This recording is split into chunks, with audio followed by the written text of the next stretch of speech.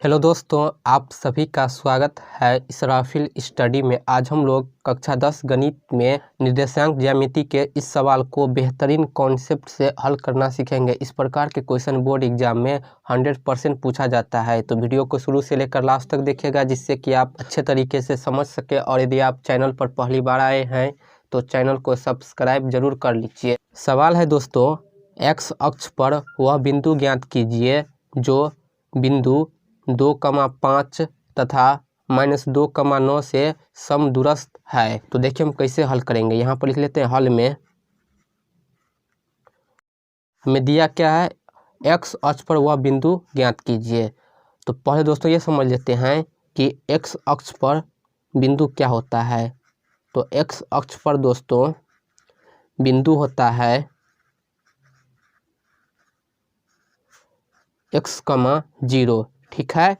तो ये जो बिंदु है इस दोनों बिंदु से समदूरस्थ है, यानी पहला बिंदु है A और दूसरा बिंदु है B, जो कि क्या है, समदूरस्थ है। बिंदु A है 2,5 और बिंदु B जो है -2,9। तो दोस्तों इस दोनों बिंदु के बीच में जो बिंदु है एक्स अक्ष पर वह समदूरस्थ है। तो ये जो बिंदु है x,0 यहाँ पर होगा, ठीक इसके बीच में ये बिंदु C है जो कि है x,0, ठीक है। तो यहाँ पर अब समझिए, ये एक्स अक्ष पर बिंदु है और ये बिंदु A है और ये बिंदु B है। तो बिंदु A से लेकर बिंदु C तक की दूरी जो है और बिंदु C से लेकर बिंदु B तक की जो दूरी है वह समान है, यानी समदूरस्थ है। इसी का मतलब होता है समदूरस्थ। तो इसके आधार पर हमें यहाँ से x का मान निकालना है। तो यहाँ पर लिख लेते हैं कि A और C बीच की दूरी बराबर होगा C और B बीच की दूरी की। हम यहाँ पर A और C बीच की दूरी निकालेंगे, फिर C और B बीच की दूरी निकालेंगे, तो हमारा x का मान निकल जाएगा। तो यहाँ पर हम दूरी सूत्र का प्रयोग करेंगे। तो लिख लेते हैं दोनों तरफ दूरी सूत्र को। दूरी सूत्र होता है दोस्तों √x2 - x1 का होल स्क्वायर, फिर प्लस y2 - y1 का होल स्क्वायर, बराबर के इस तरफ भी हम लिखेंगे दूरी सूत्र, जो कि होता है यही होगा। यहाँ पर भी हम यही सूत्र का प्रयोग करेंगे, x2 - x1 का होल स्क्वायर, फिर प्लस y2 - y1 का होल स्क्वायर, ठीक है। अब यहाँ पर ध्यान दीजिए, पहले हमें A और C बीच की दूरी निकालना है। तो यहाँ पर बिंदु A है 2,5 और C है x,0। तो ये जो 2,5 है ये होता है x1 का मान और y1 का मान, और यहाँ पर ये जो है x2 और y2 का मान होगा A और C के लिए। तो यहाँ पर हम इसी मान को बैठा देंगे, लिखेंगे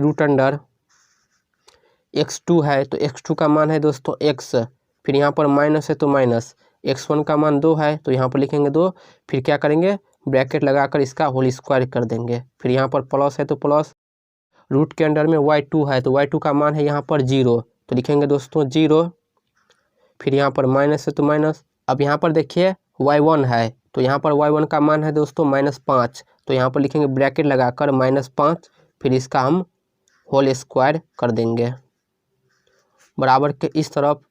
यहाँ पर हम C और B बीच की दूरी निकालेंगे।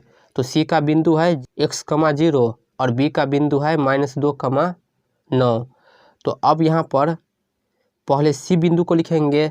तो यहाँ पर अब x जो है x1 का मान होगा और 0 जो है y1 का मान होगा C और B बिंदु के लिए, और -2 जो है x2 का मान होगा और 9 जो है y2 का मान होगा। तो पहले x2 लिखेंगे, x2 का मान है -2, तो यहाँ पर लिखेंगे -2, फिर माइनस x1 का मान है यहाँ पर x, तो लिखेंगे यहाँ पर x, फिर इसका होल स्क्वायर कर देंगे, फिर यहाँ पर प्लस है तो प्लस।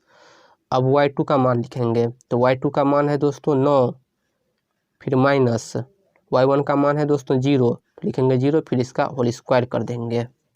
अब यहाँ पर देखिए बराबर के दोनों तरफ स्क्वायर रूट लगा है, तो ये दोनों स्क्वायर रूट ऑटोमेटिक हट जाएगा, ये नियम है। यहाँ से ये रूट हट गया। यहाँ पर देखिए x माइनस 2 का होल स्क्वायर है, तो यहाँ पर हम a minus B whole square वाला फार्मूला प्रयोग करेंगे। तो फार्मूला होता है ए स्क्वायर, तो एक ही जगह यहाँ पर x है तो x स्क्वायर लिखेंगे, फिर लिखेंगे माइनस 2, a की जगह x, फिर गुने b की जगह 2 है, फिर लिखेंगे प्लस बी स्क्वायर, तो b की जगह 2 है तो लिखेंगे 2 का स्क्वायर, फिर यहाँ पर प्लस है तो प्लस। यहाँ देखिए 0 माइनस 5 है, तो माइनस माइनस गुना करेंगे तो क्या होगा, 0 अपने जगह पर, माइनस माइनस गुना करेंगे तो प्लस 5 होगा, फिर इसका होल स्क्वायर। अब बराबर के इस तरफ भी स्क्वायर रूट हट गया।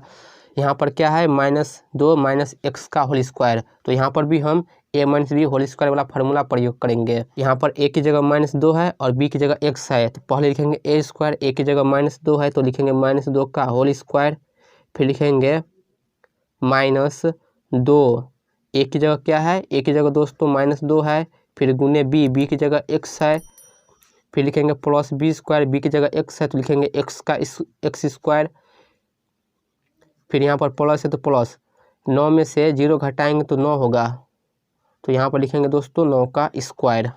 अब यहाँ पर देखिए x स्क्वायर है तो x स्क्वायर, माइनस है तो माइनस, 2 में x से गुना करेंगे 2x, फिर 2 से गुना करेंगे तो 4x होगा, फिर प्लस 2 का स्क्वायर करेंगे 4 होगा, फिर यहाँ पर प्लस है तो प्लस, 0 में 5 जोड़ेंगे 5, 5 का स्क्वायर करेंगे तो 25 होगा, फिर बराबर की इस तरफ -2 का स्क्वायर है तो माइनस माइनस गुना करेंगे प्लस होगा, और 2 का स्क्वायर करेंगे तो प्लस 4 होगा।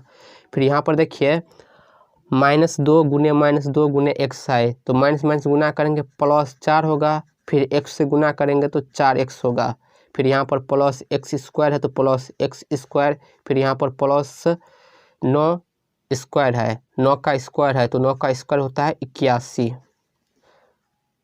अब दोस्तों यहाँ पर देखिए बराबर के इस तरफ x स्क्वायर है और यहाँ पर x स्क्वायर है, दोनों जो है क्या है, प्लस में है, तो हमें पता है कि बराबर के इस तरफ और उस तरफ समान चिन्ह वाली संख्या है तो उसे हम काट सकते हैं।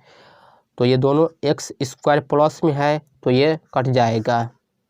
इसके बाद यहाँ -4x है और यहाँ पर +4x है। देखिए संख्या सेम है लेकिन चिन्ह जो है वो अलग अलग है, यहाँ पर माइनस है और यहाँ पर प्लस है, तो ये नहीं कटेगा, चिन्ह एक जैसा होना चाहिए, तो ये नहीं कटने वाला है। अब अगला नंबर है 4 और यहाँ पर भी 4 है और ये दोनों क्या है, प्लस में है, तो ये कट जाएगा, समान चिन्ह वाला रहेगा तभी कटेगा, बराबर के इस तरफ और उस तरफ।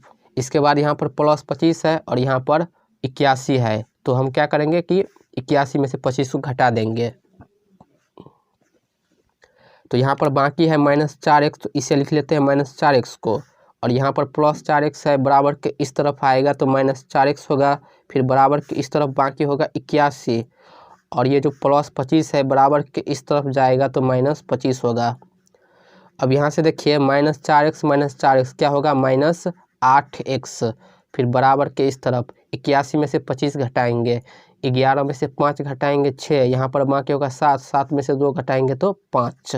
अब यहाँ से x बराबर क्या होगा दोस्तों, 56 है तो 56, 8 गुना में है, बराबर के इस तरफ जाएगा तो भाग में चला जाएगा, तो लिखेंगे बट्टा में 8, और ये माइनस है तो यहाँ पर लग जाएगा, 8 के पहाड़ा में 56 आता है 7 बार में, 8 सत्ते 56, तो यहाँ से x बराबर दोस्तों क्या हो गया, -7।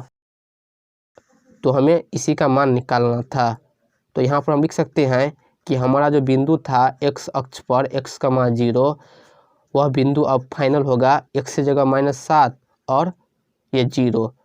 तो यही है दोस्तों इस सवाल का आंसर। इस प्रकार हम इस क्वेश्चन को बेहतरीन तरीक़ा से हल करेंगे। यदि आपको वीडियो पसंद आए तो वीडियो को लाइक और चैनल को सब्सक्राइब जरूर कर लीजिए।